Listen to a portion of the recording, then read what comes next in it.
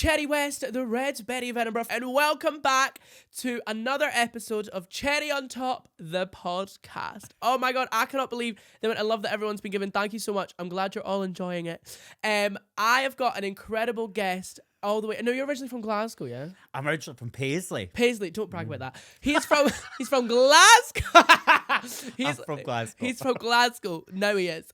Please welcome from the telly. It's Darren Brownlie. Brown all the fucking browns, honey. Have you been for a sunbed? No, I was on holiday. You were on holiday. Where did you go? I went after I finished panto. I went to Tenerife.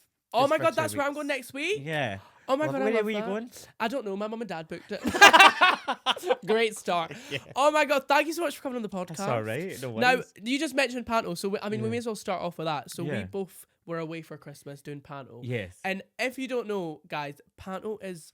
I feel like to me, before I did it, it looked so easy. Like I feel like no one has a script and you just talk a bunch of shit on the stage. But when you like actually get into like the nitty and gritty of panto, it's hard. Oh God, yeah, totally. Like that's like it's a pure like it's a form. It's in itself. It's like you need to be able to sing. You need to be able to dance. You need to be able to act. Some people couldn't sing when I did it.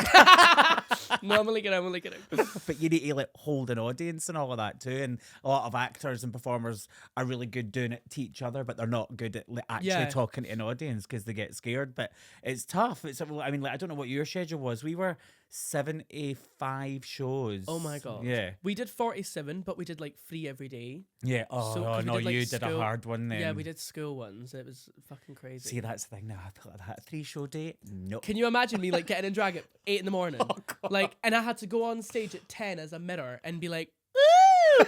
It was so hard. Yeah. And I wasn't slog. like at home, so we had like an apartment. And like even doing that, because I stay with my parents, so that was a whole other challenge. It was pure mental, man. I know it's great. Well, you were in Arbroath as well. Yeah, we did Arbroath in Aberdeen. Yeah, and it was mental. But I mean, like you were. I mean, it looks like you were all brilliant though, from what I was seeing of it. But it was a lot of fun, and it's a pure responsibility as well. Like when you're at Christmas to like, it's folks' traditions, and like you want to make sure that they have a good time. Yeah. And you don't want to be walking away going like that. It was brilliant apart for him. Yeah. Do you know what I mean? So like, I just bumped your mic. I'm so sorry. Fine. You can bump it again. But yeah, I will. So it is hard. But I'm glad then now you've discovered that. Yeah, I know. Well, because I obviously I've watched. I just bumped the mic as well. Look at you starting a trend, honey. Ever since I was younger, I've always loved pantos, and like I always used to go to like the Edinburgh panto and the Glasgow panto. Yeah. And you've done panto for like nearly like 15 years now, 10 years, 11 years. How many years? I started off I have done a pantomime every single year since I was 9 years old on a Christmas show. Oh my God. As like a babe in them and all of that. And then after then going like even like through college, when I went to college in London and we were allowed to, we did panto at Christmas for a company. So I was a dancer for that. And then when I came back up to London, I was back up here. And then I went to the conservatoire and did an MA there. And then again, my first show after that was then The Wizard of Oz at the Sit. So that was like a Christmas show. And then after that, obsessed with this mic. You're fired. Get out. And then after that, I then did 10 years at the Tron. Wow. Theatre in Glasgow, and then after that I went to Crossroads and I did Edinburgh. Yeah, did the you Kings. did the Goldilocks. That's what I researched, guys. Yes, thank you. Clap in the studio. Thank you. Well done. You did Goldilocks and you played Baby Bear. I was the Baby Bear. Like, oh my God, look at me knowing my stuff for months. Listen, you've got me on a good day, guys. So you were Baby Bear, which is crazy. Now that's actually the only Edinburgh panto that I didn't see. That was 2019. That was like literally like because I had went away. We done the panto. It ran right into January, and then while I was in Tenerife on holiday, because so go every time? I go every year after Christmas. Guys, if you want to see Darren at the airport, exactly. He's at Tenerife. I'll be there the day after I finish panto. Just because it's the only time of year really that I can get away. Because if I don't do January, then the rest of the year runs away and I don't get a chance. And then I remember being on holiday, watching on the television like COVID unraveling. Wow. And then by the time I get back, we had a couple of months and then we were in lockdown, and then I did do panto. I did 2 online pantos Shut the fuck on Zoom. on 2020. Yeah. You did Zoom Well, panel. one of them was one. It was the National Theatre of Scotland. It wasn't a pantomime. It was like a Christmas show. It was Rapunzel. It was. Oh my god, I need to go and watch this. That's yeah, hilarious. it's great, and it's. Were you in your bedroom, like all of yous, or were you? No, like, in a for the studio? one for NTS, we basically got the run of Stirling Castle. Oh my god, what? Yeah, so like they gave us Stirling Castle. It's like so the traitors. yeah, there was no one else there. It was just us filming. I played a flower. That's like fucking played a tree. What's the point? I know.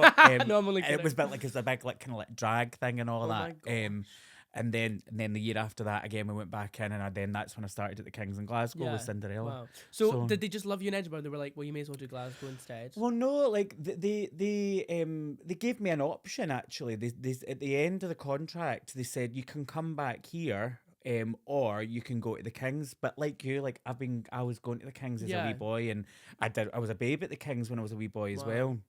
So as soon as they offered me Glasgow, I was like, I think I'd like to do Glasgow. I mean, that's as well. crazy, like doing like your kind of. Well, you're from Paisley, but Yeah. Does Paisley have a panel? Yes, they do. Oh, really? Yeah, they do. Oh, right, That's the one that I did. I did that when I was in youth theatre. They do Oh my the god! pace Wow. panto and all of that. Well, you're doing your hometown. Yes. Because that's. Well, yeah, and I love Glasgow. Glasgow. I mean, like even like because like during Christmas and all of that, like Stanley Baxter, who did that for years and years and years, he passed away, and it was like it's a pure honor to do it. Yeah. Because I remember the first time I was doing it, and I was in my wee dressing room, and it was my night, but it was the opening night of it, and Elaine C. Smith came in to me, and she went like that.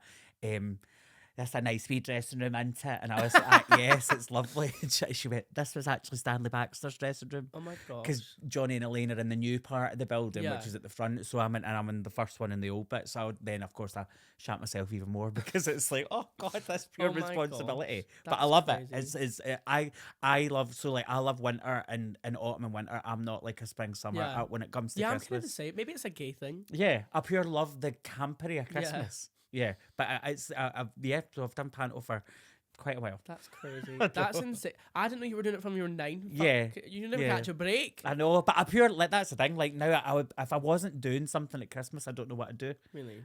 There's like loads of my pals now that are like grown up. Like my friend like Louise, she's got like kids now and all of that, and she would go like that. Oh, I'd love a Christmas off, and I'd be like that. I don't know what to do. There's only so many times you Yeah. can clean your house. Well, that's So true. that's what I'd I be mean, I doing. feel like obviously you can tell that you've been doing it for so long from watching like in the Little Mermaid and stuff in Glasgow. Yeah. Like, you can tell that you know what you're doing, and it Yeah. it looks so natural, which is why I thought panto was literally you just take the piss on stage, but Yeah. that's like it's all scripted. I think it's what I don't know. Like for doing the Tron for so long, it's such a small, intimate theatre, and like the guy who writes it, Johnny McKnight, he's created this kind of like meta thing where it's not just for adults, but it ends up being mostly adults that go Yeah. to it. And like at times when you're looking for a kid to kind of say that Santa Claus, like you're looking in the audience and you can't find a kid. Oh my god. So then you kind of like you really kind of learn your trade there because like the audience are literally looking like right Yeah. at your face. So then when you then take it to the Kings and it's just such a big room, you can still do those skills because it's an intimate theatre. It's just about confidence. I think it's Yeah. about being confident enough to. I always tell the audience when I make a mistake. I think there's- it's funny. Yeah. I think I prefer the show. They stand out more and they make it more fun, like, Yeah. especially for me. It's literally to go like that to them. I just made a mistake there, and then they laugh, and then they're not sitting watching someone Going- like yeah, like, scramble oh, to that's find it, their yeah. lines. I'd rather just shout, "I don't know what my line is. Can somebody give it to me?" And then then they laugh, and it's easier. No, it's funny. I love it. Yeah. Do you not feel like? Do you have the? I had this. I don't know if it's because my first one, and you've probably used to it. Yeah. But like the panto depression after, Oh yeah. like is so insane, and I've definitely felt it like the past few weeks. oh like, it's, god, that's why it's again in- I go away. yeah, it's so insane. Yeah. How like. It's like you go from like being with people so close for like a month and a half. Yeah. Were you 2 months? We start the beginning of November and then go on until Oh my God, January. that's even longer. Yeah. It's like 2 months and a half. Yeah. Wow. Yeah. And it's like when it just stops, like you feel it stop. Yeah. And it is crazy. So I'm glad I had like The had other Snow one. White and then I had the Wizard with the big balls after. How was that? Did you It was enjoy crazy. it? It looked a Working pure with like deck. Galen Sange was like they're so funny and so down to earth. Yeah. And they're coming on the podcast as well. Oh, Spoiler! brilliant. I mean, I don't know when it'll be out, but Yeah. it was so much fun. Everyone in Yeah. that cast was like, everyone left and was like, you couldn't even say what one was best because everyone was incredible. Like, Yeah. It was fun being a part of that. I hope that they get and it gets another chance because it was such a short run. Yeah, I know. You're And telling me. And I was literally like 4 days, man. because then it was like, oh, when am I going to get to see it? And then it was like, by the time you get online to look, you go, well, tonight's the last night, and I can't go to that. Yeah. But I honestly, I hope that they do really, really well with that. I think they'll bring that a specific show back because like the way it was written, like Reese and Gail wrote it so well. Yeah. And it was good. Do you ever feel like when you're doing panel? So we're talking about a lot about panel. That's all right. If you don't like panel, guys, you may as well skip fucking 10 minutes. I always feel a bit strange when I'm like getting like people are like to me, "Oh, you're so good. You were so funny in panel and stuff," and I feel like I can't really take the credit because I didn't write it. I'm just saying what was given to me. Do you know what I mean? Yeah, but you delivered it as well. That's like you need to start. I'm going to give you a row now and kind of be like that. You need to start taking on, like, yes, they wrote the words, but you delivered them. True. You were the one that got the laugh. There's so many actors out there who get a script and don't know how to do that. True, yeah. And if you're doing that naturally, then we walking away going, I can do that. Oh, well, that's very good. They absolutely I'll own take it. that on board because Yeah. I'm going to be even more cocky now. I'm only kidding. Right, I can't believe we just spoke about panel straight away. That was meant to be later. Yeah. So let's rewind it all back to before you even did your first pantomime and you were in school. Yes. So you said you went to dance school, but did you go to primary? Yeah, I went. So I did normal. Like I did a Okay. primary school and all that. I've got a identical twin brother. Oh my god, really? Yeah. Like the exact same as you? Yeah, he's my. Well, that's the meaning of identical. Isn't it? He's my twin. Jesus Christ. So we did so basically we went to a youth theatre there in Paisley called Pace, and they had like an agency and stuff like that, and David and I started to get into film and telly when again we were about 9 years old, and we did a lot of that, and then I went to a secondary school in Paisley for a couple of years, and then I found out about Knightswood Secondary School, which is the dance school of Scotland, which is like you board at it and stuff like that.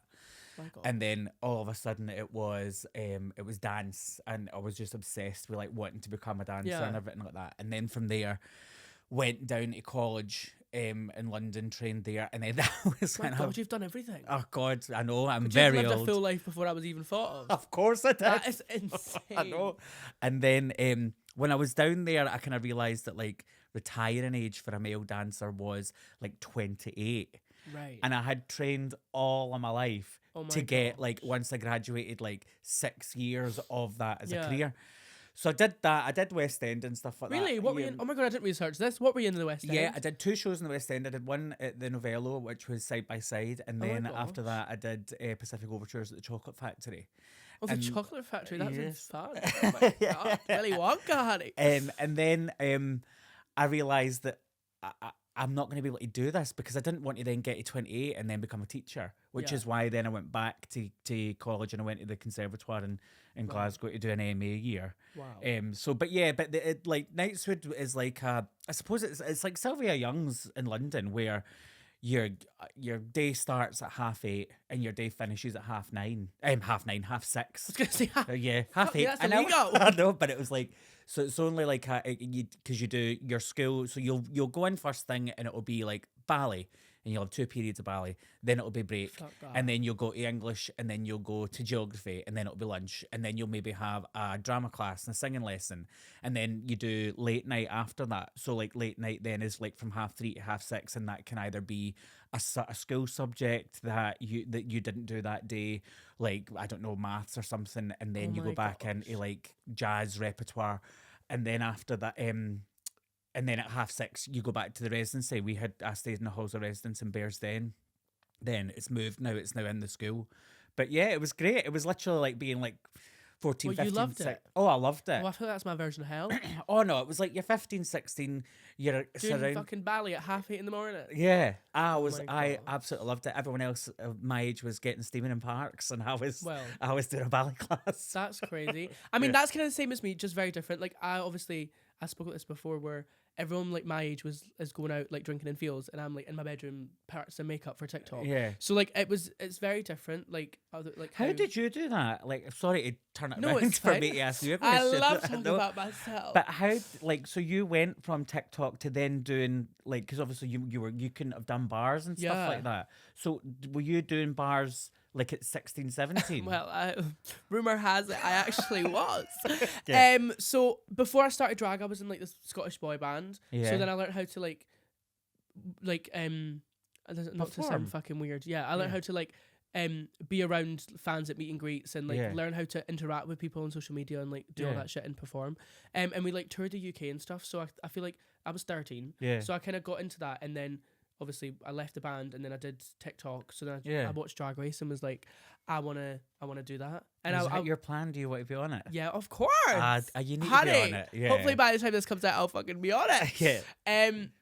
That it's not like the end goal, obviously, because I feel like, especially with Drag Race, like it's definitely not going to be the end goal, because you have to. That I feel like that's kind of the start. Yeah. Whereas everyone else is probably like, oh, I want to do Drag Race, and then probably like just fucking quit.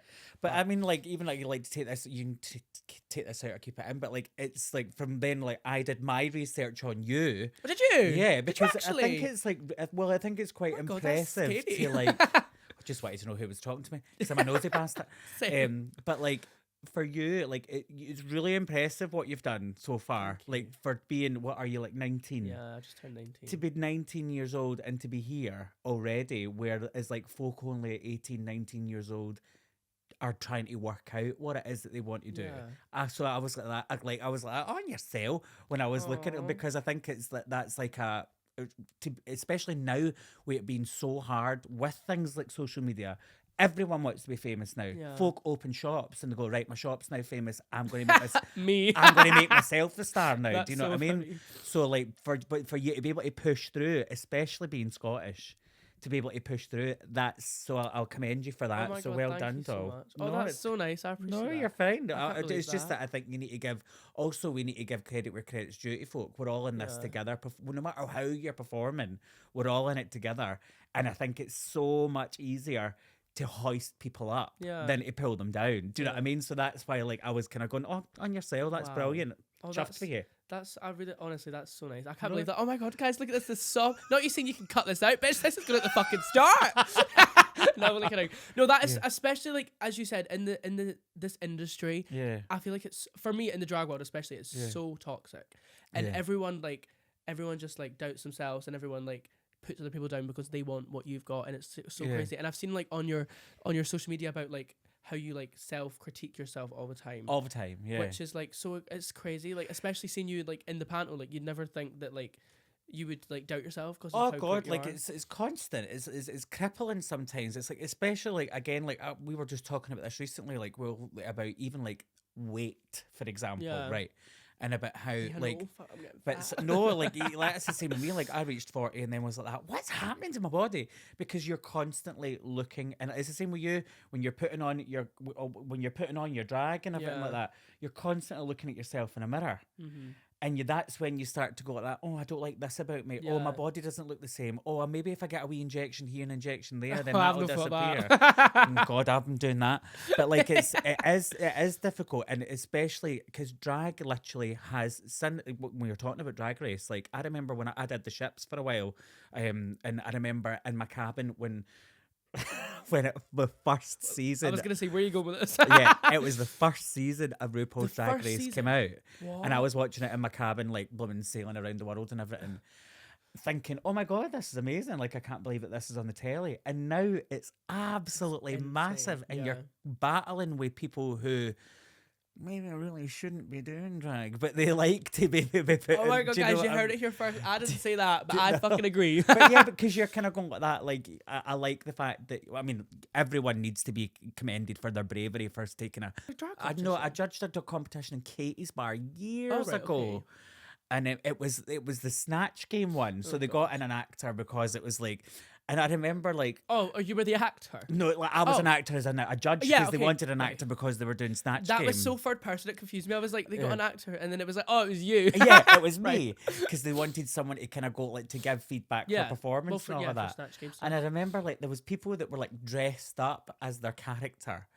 And then it was like... But nothing else then happened. There was no impersonation. There was no jokes. And I remember saying like, it's not just about dressing up as the person. It's about then doing it. Like there was people supposed to be like playing English celebrities who were doing like broad Scottish accents while they were that's doing really it, and I weird. was kind of going. First of all, That I went defeats the with fucking purpose. well, I went with it, and I went maybe this is their choice, but then I was like, oh no, that they're just not doing it. It's just my them gosh. talking. And I remember as well what was it the thing the runway was category. Ned's Chic or something like that, Okay. and all of them looked like Very lassies that creative. would batter me in school. Oh my, that was what we were gonna actually bring up. How was because we went on a whole. I don't even know what we're speaking about. How it Sorry. happened. No, it's great. Yeah. But I was gonna ask like school life. To Yeah. that. Like, did you have trouble in school? Like finding out that you were like, when did you realize you were gay, or like how did it all come about? Literally, it was when I left when I started at the dance school. All of a sudden, I was in this really safe environment. Right. That's good. Everyone was really welcoming, and everyone was up for equality and everything Yeah. like that. And it was then that I kind of realized, and the thing is, it crossed my mind a few times, but I always had girlfriends. Oh my Always had gosh. girlfriends. Wow. Now I look at them now and I go, they were actually just like my beards. They were just like my pure best pal lassies. Oh my god. That the I got fat off it. hacks, honey. And That's then, so funny. but then it ended up that when I got there, so I was 15, 16, and then kind of went like that. Oh God, I'm gay, and it was an incredible. I don't have like a difficult coming Yeah. out story neither do because like the environment I was in, everyone was supportive. Most boys on the course were gay anyway. Yeah, I was gonna say, come on now. Yeah, so and then like Oh, that's great. then I didn't tell my parents for like a good couple of years after, but then I told my mum and dad one evening sitting, it was a Friday evening, and we were watching Coronation Street. All I remember like in my head was, Mum, Dad, I'm gay.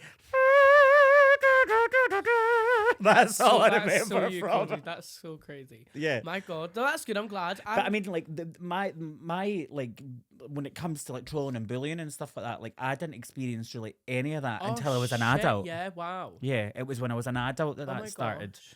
That was like even from leaving Knightswood to go down to London to then come back up to Scotland, and it was like kind of here, and then obviously the birth of the blooming social media and all of that. Yeah. That's when it starts. Wow. It's really weird because see when you put out a post on social media, and it only kind of goes to your own following. Yeah. You usually get loads of positive things. As soon as you post something and it goes into the 1, 2, 3,000 to 100,000 viewers, that's when it all starts. Like that's when you kind of start to get people who hide behind football stadiums as like their. Do you know what I mean? You click on them and they're all blooming. They've all got a photo of a football stadium as their as their profile picture. Oh my God, that is so funny. Do you know what I mean? It's usually that, and so yeah, I was so lucky when I was younger.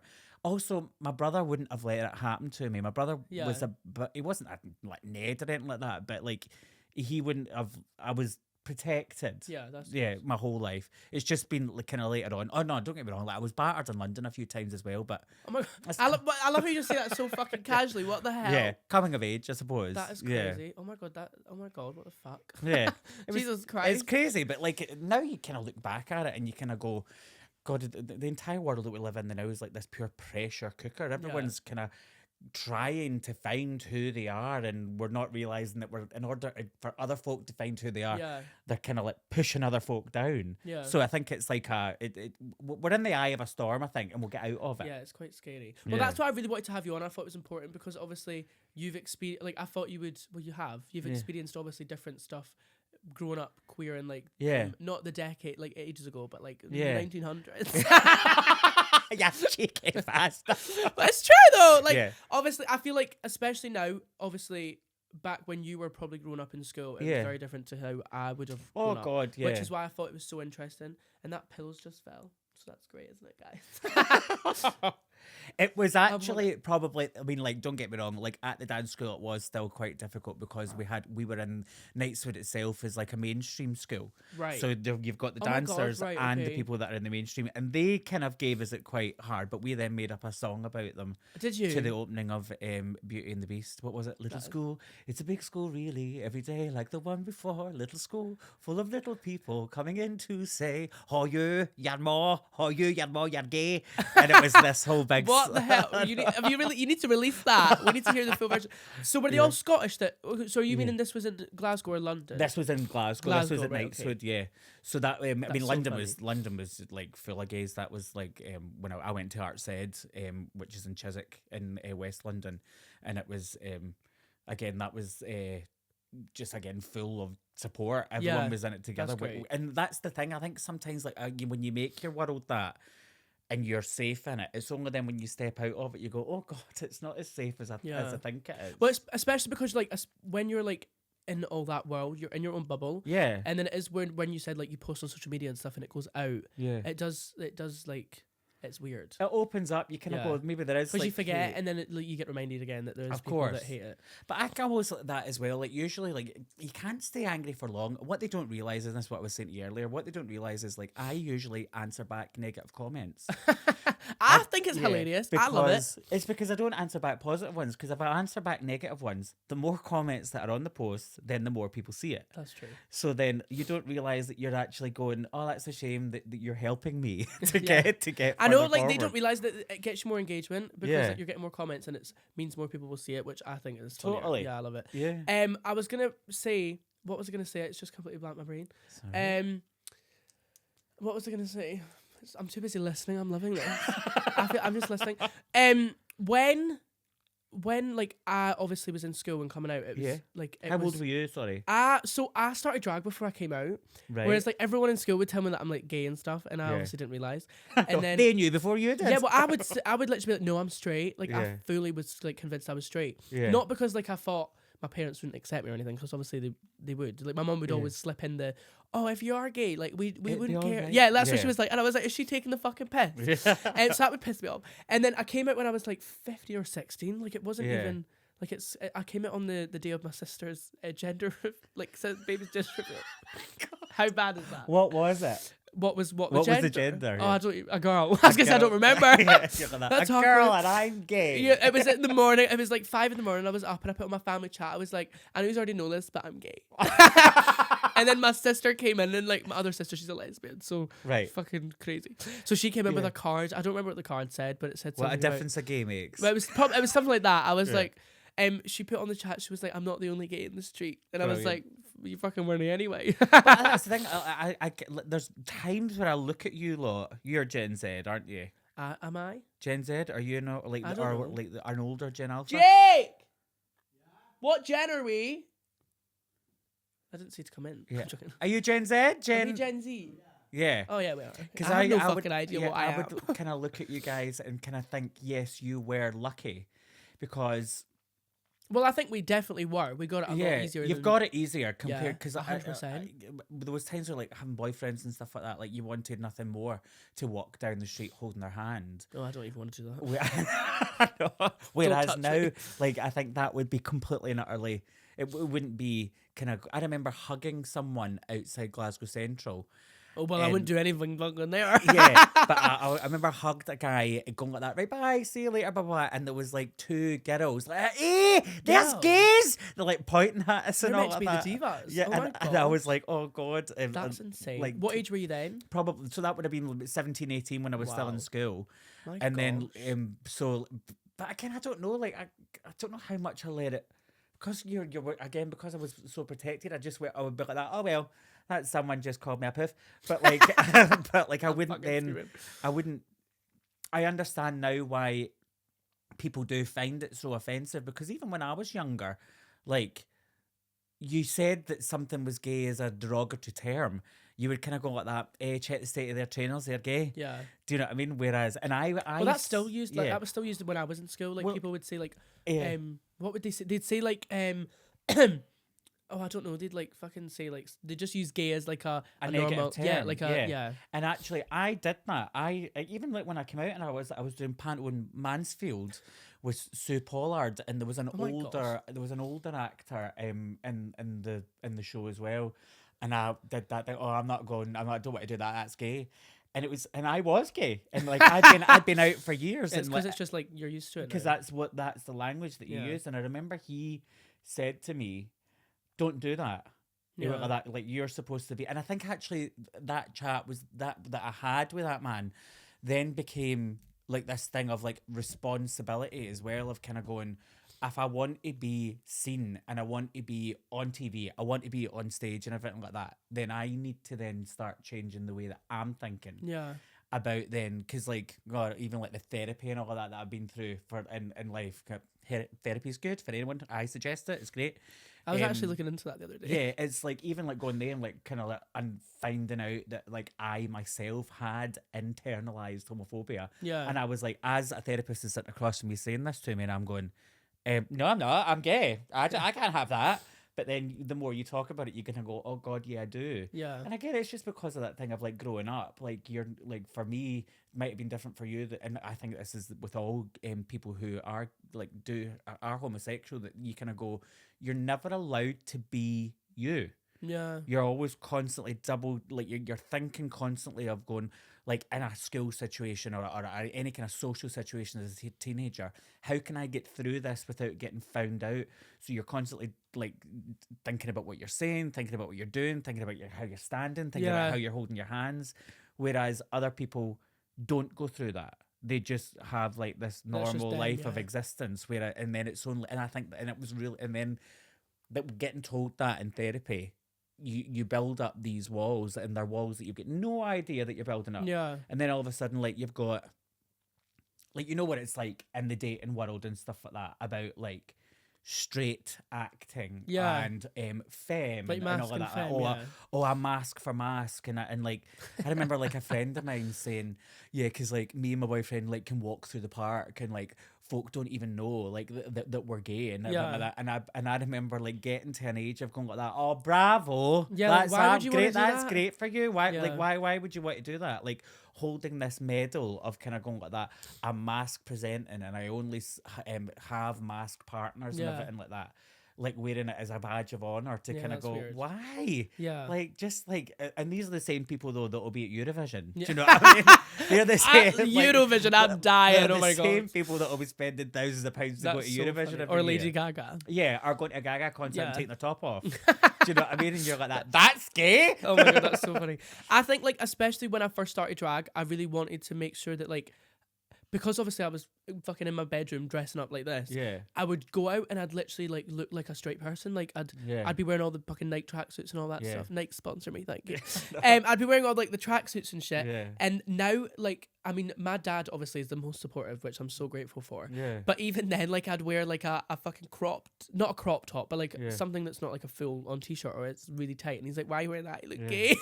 And I was like, Dad, I've got a fucking wig on and my dick's on my arse, and you're saying I look gay in a crop top. Tell me this. Do you feel more empowered like this or not in drag? I think drag, especially when I first, is such a mindfuck. Because like you're obviously, as you said, you're looking in the mirror all the time, so you're looking at like your eyes and you're looking at your nose and you're looking at your fucking shit, you're looking at everything. And then you're also looking at your body because you're having to like wear pads or you're having to wear like all this stuff. And I think like when I first started, it completely flipped my brain. Yeah. And like it made me feel like I wasn't confident out of drag. Okay. And like I used to, because of like the band and shit, I used to be the most confident. Like I could do anything, I could say anything in front of a group of people. And then when I started drag, like I think a lot of people noticed a change, which I don't know if it was partially because of lockdown and like I lost a lot of confidence during lockdown being in the house. But like now like I don't like going on the bus. No. I don't know if I've just got a bit classier, but I hate. Would like, you go on a bus and feel no. But like I get nervous like going up to the driver and like tapping like the card and stuff like on the bus. Like it's I don't know. I just like I think I have lost a lot of confidence out of drag. Yeah. But obviously when I'm in drag, like I can fucking do anything. Yeah, it's crazy though, isn't it? The difference is insane. Have you been put? You've done drag stuff before. I've been asked to do drag loads. I've like a lot of. I did a show. I'm doing it again actually. I did a show. Couple of years ago called Crocodile Rock, and it's all about this boy who lives in Millport. Okay. And he is different and everything like that. And then he runs a B&B with his family. And then one night, a drag queen, well, not a drag queen, a kind of like gender bending kind of piano player comes to his house and stays in the B&B, and he becomes fascinated with it. And then he realizes that he wants to do drag. Yeah. And I did that, and the BBC filmed it as part of Play Pie and a Pints thing. Oh my gosh. They filmed like 5 plays, and it was one of the ones that went on the telly. And the That's cool. abuse that I got from Really? drag queens on Twitter for it. Oh my God. It was like, he's not a real drag queen. His makeup's terrible. And I was like, I had to do that makeup on stage with Yeah. no mirror and all of that. Like, With no mirror? yeah, because it was Fucking just hell. this scene of him putting on makeup shit. and kind Wow, of going, okay. oh, now So I you had feel... like 2 seconds. Yeah, to do 2 it. seconds to do it. And I remember kind of going, but I'm not a drag queen. I'm an Yeah. actor. I'm acting being a drag This queen. is such. I'm so glad you brought this up because this is, for me personally, right? This is. I don't know if this is controversial, but fuck it. I think especially for like a lot of, you'll probably be the same. Whereas you see like you watch a movie and there's a straight actor playing a gay fucking person in the movie. Yeah.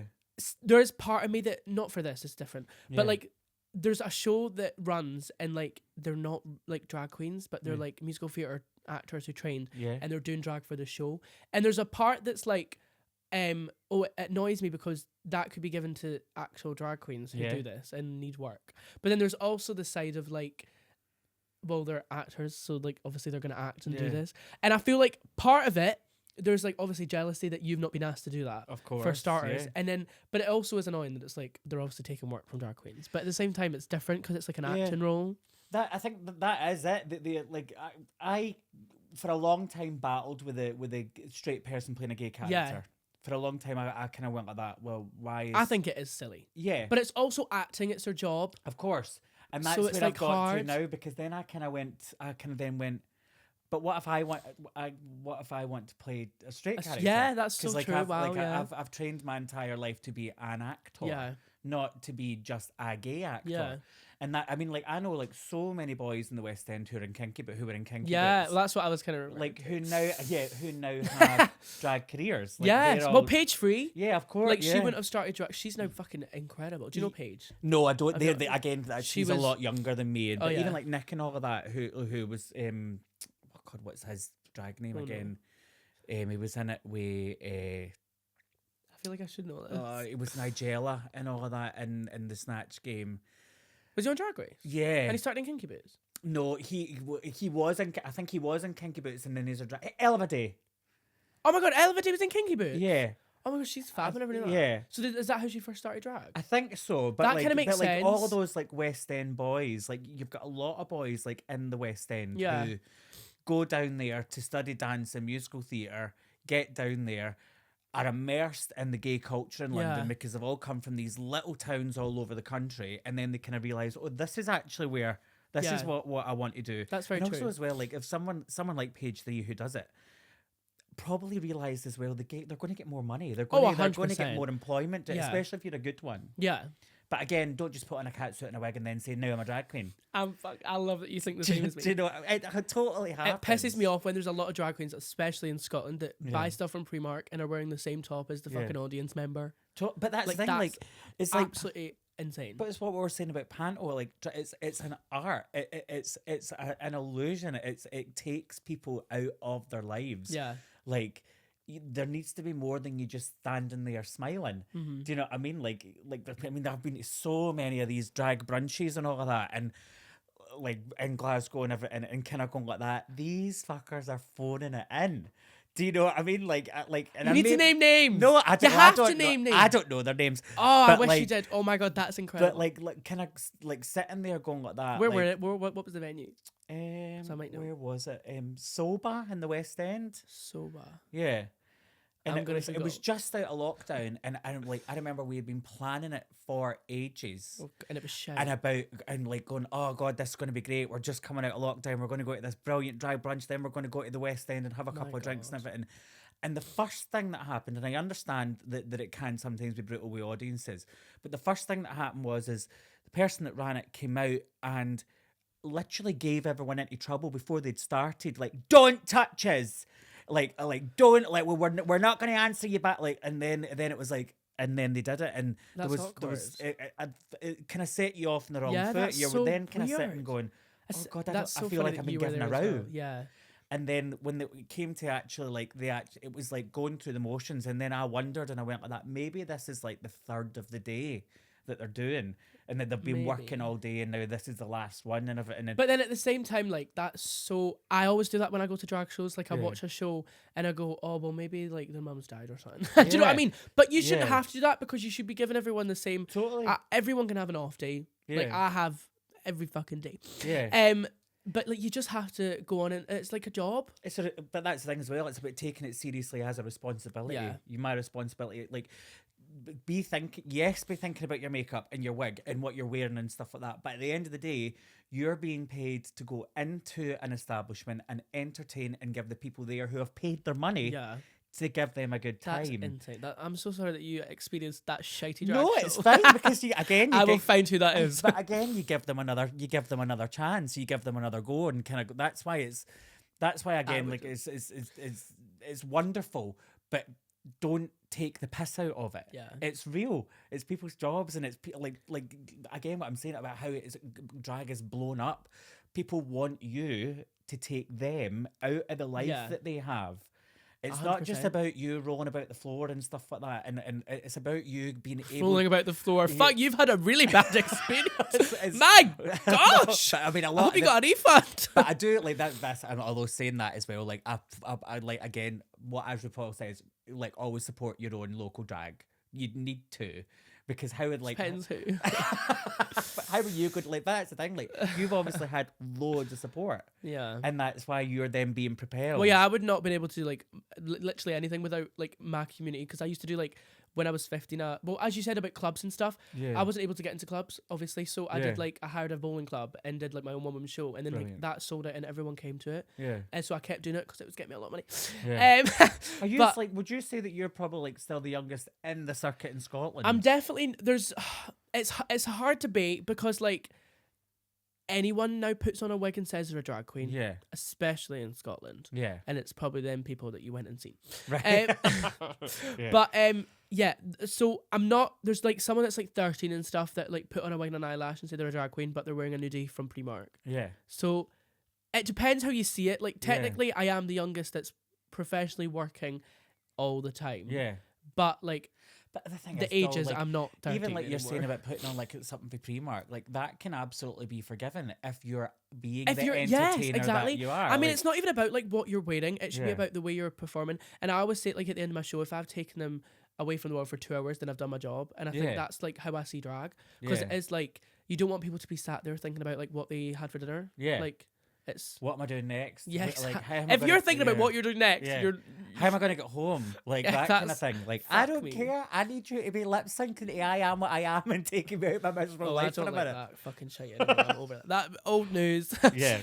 So let's talk about you on River City. Okay. Because that's what my mum knows you for. Okay. That's probably what all the Facebook mums. Do you know what I mean? So let's give them what they want quickly. Yeah. So how did you get into River City? Like what? How did you get into all that world? That's crazy. So then going back when I moved back up here and I did that MA, and like I all of a sudden wasn't doing musical theatre anymore, and I was doing like straight theatre, straight plays and stuff like that. And then I'd done so much television as a wee boy. Like it wasn't like my first. It wasn't like my first because I'd done like films, and I'd done like, I was on series for CBBC and really. Oh my god! Well, fucking hell, you've done it all. Yeah. Well, I've tried to keep going, and then it was actually during lockdown. My friend Johnny, who he writes for it and everything like that, and it's getting cancelled now, isn't it? It is. Yeah. I was gonna say, well, if you want to put a word in and get a drag queen in it, but never mind. It's fucking cancelled. It's the last one. We're filming that now. We finish it at the end of April. But but I was literally walking, and I know Martin, who is the executive producer. I did one of his plays because he was a writer as well. He is a writer as well. I did one of his plays. Yeah, he's still alive. In 2011, 12. Oh my god, 2012. I would have been like 6. I know. That's crazy. And I was doing plays. It was all about Paolo Nutini. Oh, work. And he just had remembered me like all of these years. I've kind of gone like that. I want to work with him. I want to work with him. I want to work with him. And then I was literally walking down Sauchiehall Street with my wee mask on during COVID, and he phoned me. Wow. And it was like that. Hi, Dad. Like we want to bring you in. We want to bring you into the show now. And I was like that. Brilliant. Like, and I started crying. Oh wow. Because it's like, I think for any actor in Scotland, it's like like you should be given a chance to do it. And I'd waited so long because I originally auditioned for it when it first went in 2002. It's been going that long. Yeah, that's when I fucking hell. It's about time it's getting fucking cancelled. Jesus Christ, that's like 20 fucking 3-4 years. Well, by the time we finished, it was 25. Wow. Yeah.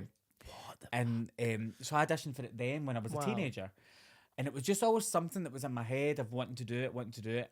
And then he phoned me. He was going, "We're going to bring you into it. We're going to bring you in with this other Edinburgh actress, Gail Watson, and you're going to be like the kind of, we want you to bring in this new energy and all that to it."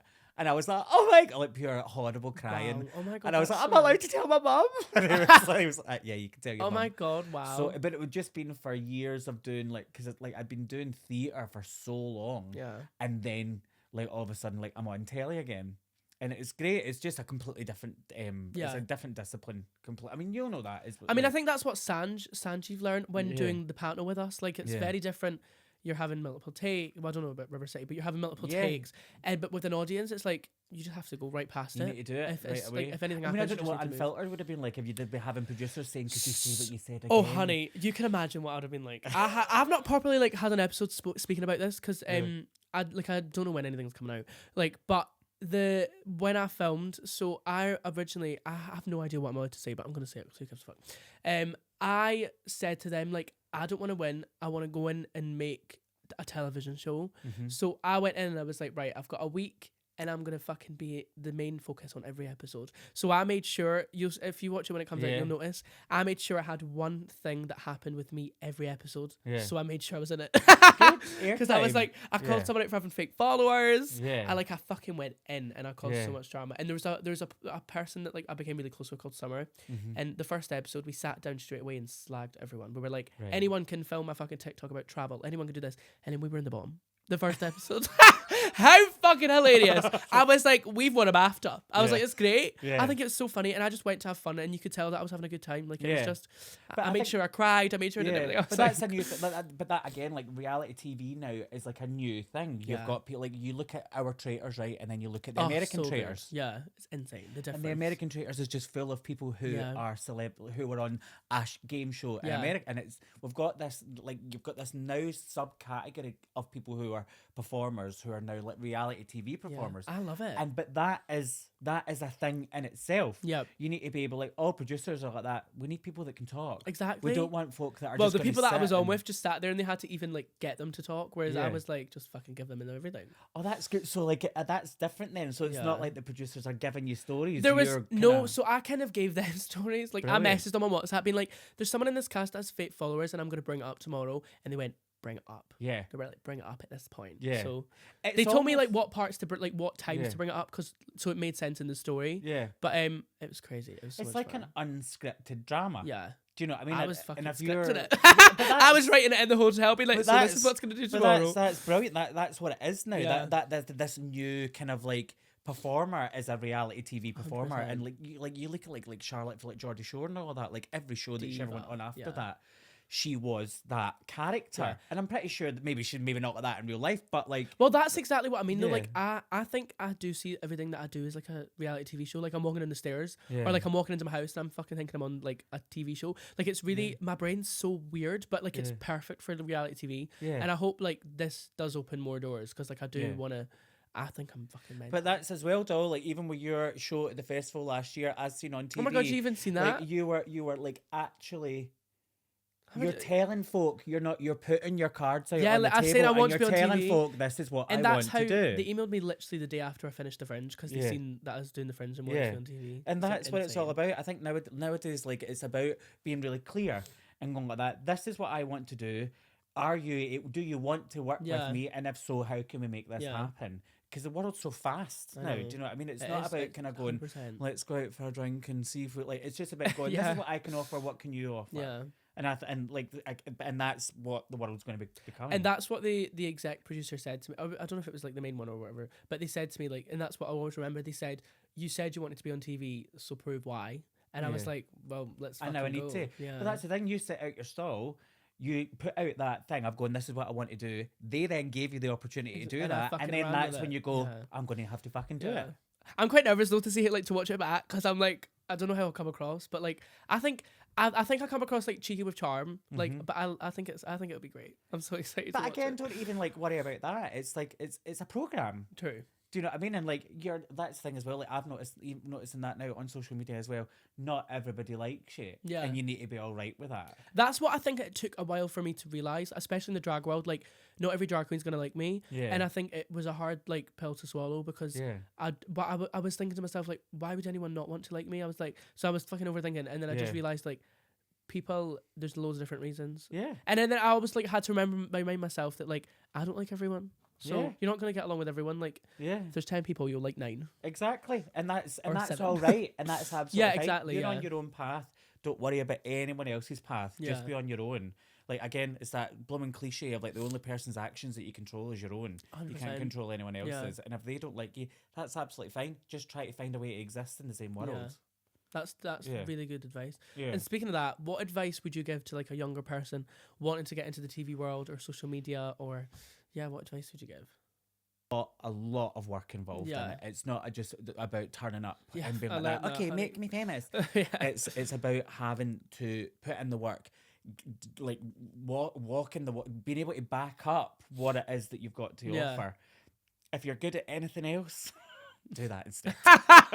It's just fucking me when I was at the bottom on episode 1. I was like, I'm quitting. But then you haven't. So there you go. If you've got it in you, then do it. Do your homework. Make sure that you know exactly what you're walking into. And if you are walking into something without having done your homework, then make sure that you're a good fucking blagger and bullshitter. Yeah, that's what I do. I turn up on the first day and say, "We're gonna see what happens, honey." But oh my God, Darren, thank you so much for coming on. Oh, I've it's been a had joy. the best. This is probably our longest ever episode. But I'm not complaining. I wanted to make sure it was long and fucking entertaining, because that's what you are. Good. Oh, well, thank you so much. Thank you so much for coming on. I really appreciate it. Where can everyone find you on social medias that don't follow you already? You can get me on my TikTok at Darren Brownlie 123, or you can get.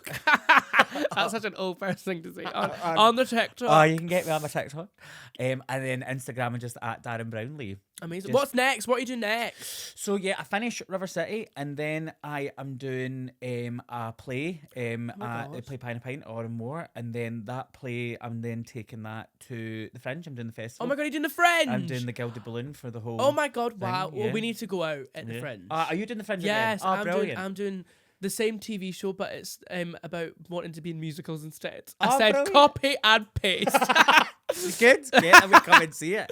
And then after that, I'm doing a bit of writing and stuff like that. Now I've got a couple of ideas with a couple of companies that are in development at the moment. Well, if you need to drag, wait. Of course. And then back at the panto, back at the Kings. Oh, what's the Kings one this year? Is it Aladdin? Oh my God, who are you playing in Aladdin? I think I'm playing one of the gay ones. A gay one, yeah. I'm not entirely sure yet, because it was done for the first time last year in Newcastle. Oh yeah. So I'm not sure what I am yet. Oh my God. But they. But usually, whatever it is, Are you always the narrator one? Yeah. So basically, it goes between London and Newcastle. So usually, if London has done it the year before, I'll be playing whatever part Rob Madge was. Oh my God. Or if it's Newcastle, I'll be playing whatever part Joe McKeldry was. Right, okay. Oh my God, that's crazy. Yeah.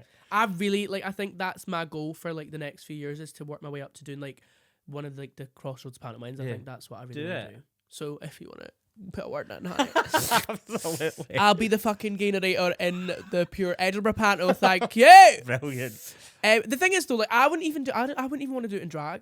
Yeah. If someone gave me the option, would you rather do panto in drag or out? Why do you genuinely think I'd want to get in this at 2 PM? No. I think I'd know what one I'd pick. So no. I'll replace Darren in the glass. Get him to fuck.